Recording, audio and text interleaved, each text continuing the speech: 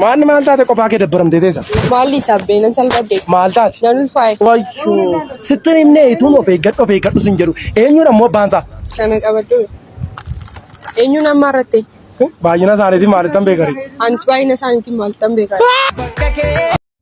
Siinii mati garuu yommuu akka nama makiinaa bitattee ooftaa.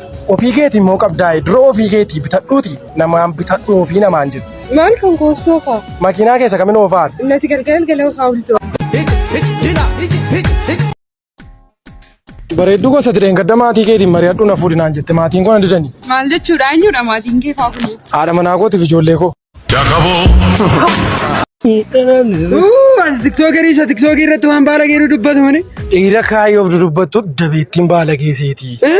Saggaa'ee nyaatta.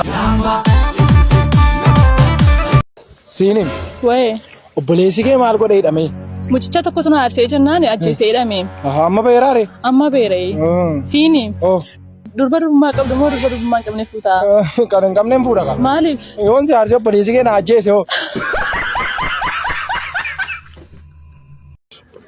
Foon haadha koo jechuudha. Namni jaldeessarraa akka inni dhufe beektaa? Maal akkamitti? Jaldeessarraa dhufe namni isa dhugaa. Erga namni jaldeessarraa dhufe ta'eeti eegeensaa meerre. Eegeensaa meerre? Kan keessan hin beeku malee keenya fuulduratti naannee egaa.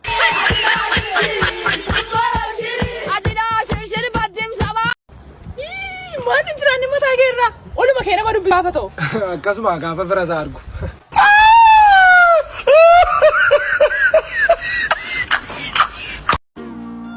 Sigur baadheetti fincaanaa jenni? Maal fincaan jiru? Iskinitti agarsiisa? Ilaa? Maal adanii jiidhaan mataa isaatti irra? Si argee boo'im. Bareedduu. Deemachi boo hojiin qabuun. Sanna kamaaltaa isa dhiisammati maanni bareedda bakka bareedda. Deemin irraa maal ta'inni? Hojiin qabdu qoshashaa akka keetii barbaaddan. Hello.